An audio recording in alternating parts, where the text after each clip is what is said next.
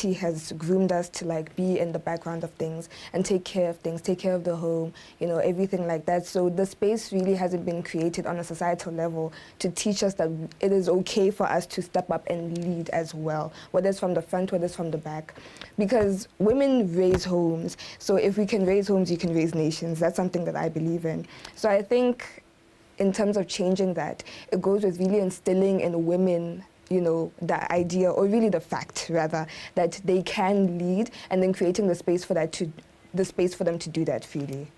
Interesting. Now, if we're being empowered to lead, right, like she said, it's like we have this perspective that a woman stays at home, you cook and you do the washing. But the fact that you are stepping into leadership, maybe as a wife, it doesn't change the fact that you have responsibilities at home, right? Exactly. So how does the training or this program that you are in to make sure that you are taught how to balance your responsibilities as a woman?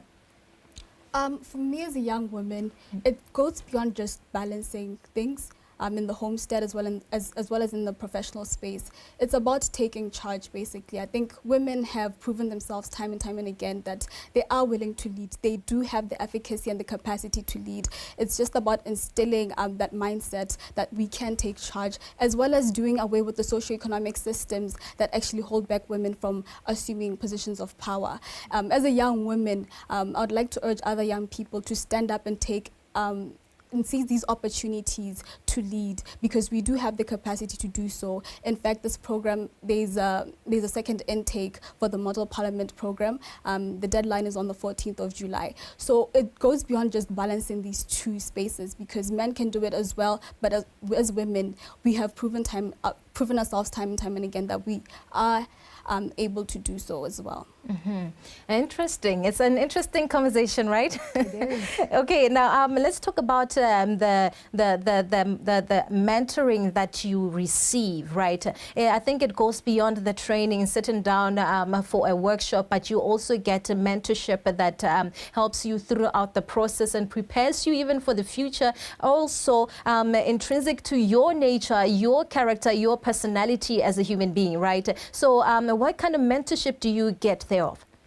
Well, during the program, the mentorship that we experienced, which was my favorite part, it wasn't from, you know, people coming to us and then telling us, you know, A, B, C, and D. They actually brought active female members of parliament. And we also had a sit-down with Boholok in the window, which was amazing. So they brought people who the experience is shown in this field. So we got like real-life examples of how it is and what to expect, the challenges that they experience and how we can overcome that as well. And just beyond the program as well, there were interpersonal relationships that were formed with these women. So it feels like it started at the program, but it didn't end at the program, if that makes sense. So I feel like as a young woman, especially, being close to women that have done the things that you aspire to do was also a really powerful thing that Young Minds Africa did during the program. That's special. It is. It's very special. Sounds like I should get myself closer to you ladies and get that mentorship as well. Now, speaking of mentorship, from your experience, do you feel the need also that there are some people that you need to mentor? Definitely. I feel like in my capacity currently, I may need more growth as a leader. I may need to develop myself further, but I would definitely seek to go and empower and mentor other young women as well, because it goes a long way as well. You know, there's so much you can do as a teacher, but like when you have a one-on-one relationship with an older woman who's in a position that you want to be in, it goes a long way in developing you as a person. Beautiful, beautifully said. So now, Iponeng, we're speaking of mentorship, we're speaking of your experience as well and in the model program, but we also want to get to hear from yourselves if there are any testimonials and say, this person is a product of this particular thing that we're going through. Do you have such examples, testimonies that you can attest to? I would say that we're living examples, right? Yeah. We've met these different powerhouses, like she mentioned, Miss Boholoko in the window. We got to interact with Margaret Nasha online as well to share their experiences. And I think that we are the change that we seek to see in the world. We're definitely here. We're going to pass the baton to other young women who wish to be in the same position as we are in, because change is all about sharing power and sharing ideas and interacting to make a better future for ourselves. Now, earlier you mentioned some dates there. Let's speak about the program itself. How long does it take? I have seen somewhere that it goes for about 6 months, but I just want to hear from you, you know, how the program goes and, you know, what it takes for one to actually graduate. Well, for you to graduate, you have to be consistent, right? They give you ample time. They give you a structure of the training sessions, when you're going to be there. There's communication. It's not something that happens haphazardly, right? So the program, yes, it takes a couple of months, but for me, it's a lifelong thing. Like she said, it doesn't end with the graduation ceremony. It's something that we're actively involved, as you see that right now we're graduates, but we're here talking about our experiences and all the things, all the skills that we've learned from Model Parliament. So it's basically lifelong. You get to simulate at the end, have a simulation of the Model Parliament. You get to do site visits, meet with different Dukhosi, and we're still part of the process right now, even though we're not there actively as Model Parliament, but we're here sharing our experiences. And as she said, leadership is a work in progress, right? I'm a leader right now, but we still need to work on certain weaknesses that we might have and accentuate our strengths and strong points. Mm-hmm. Interesting and very powerful points there. So you already mentioned some of the things that I wanted to ask you ladies about, the researches that you go through, but I'd like for you to just give us a hint. Maybe it will be a, you know, it'll be an encouragement for somebody who wants to be where you are, who wants to get into the program, and to know what are some of those key takeaways or the key moments, those special moments where you felt like I'm really doing something and I'm really making a difference and making a significant difference even to myself looking into my future. I think definitely a highlight for me from the program was when we had our mock parliamentary sitting. It was amazing. It was amazing. It really put you in a position to like see how our leaders do it, and also if you aspire to be in that position, see how you would do it differently when you're in that space. So I think that was definitely a highlight. It's definitely one of the most exciting things to look forward to at the end of the program. So I think anybody interested in participating in the program should definitely do it. They should go for it as well. Wow, amazing. Let's speak about your highlight, Ipone.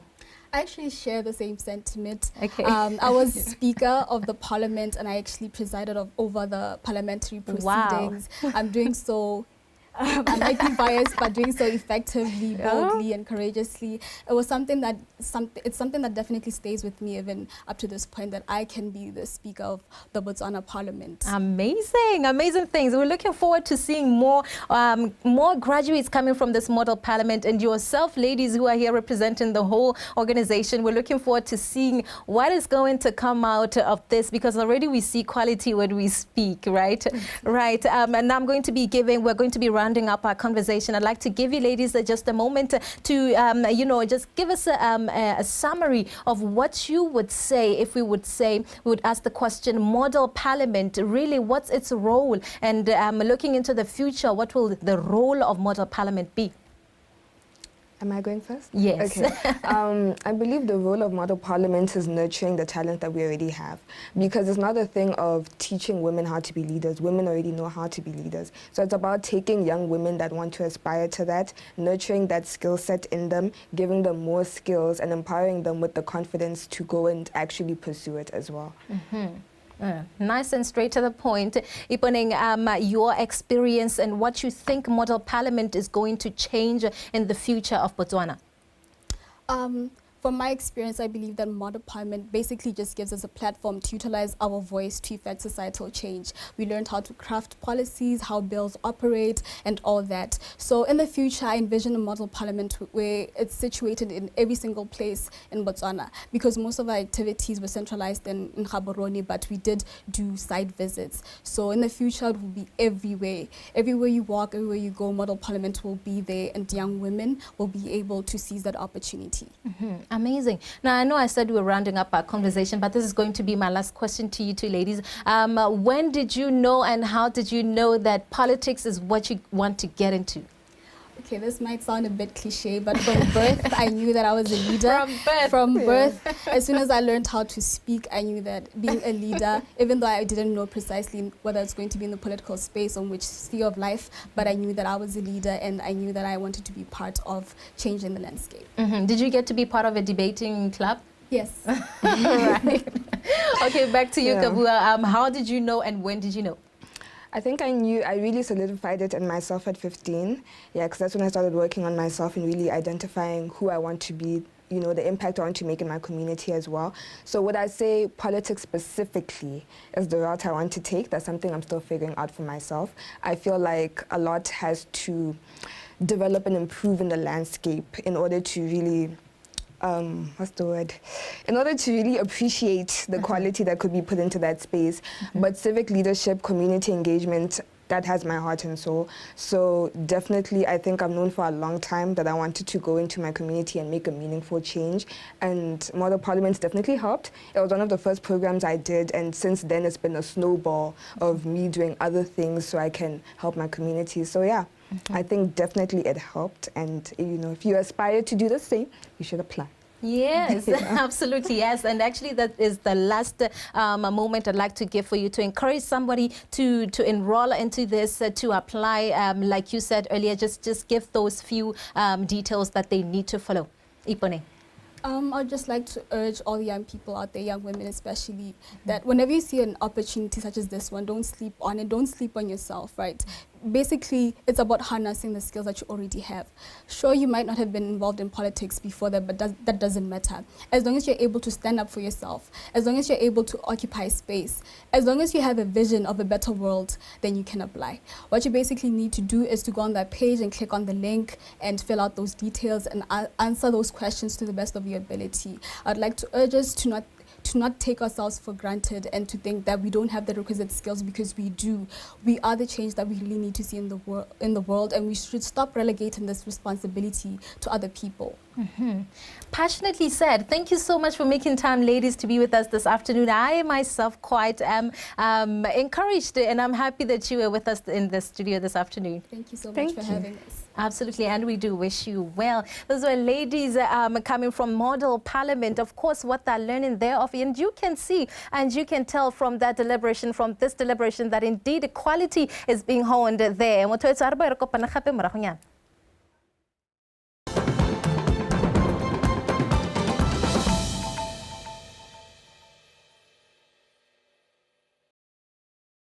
Dumelam Batswana Betsu, Bahaitsu.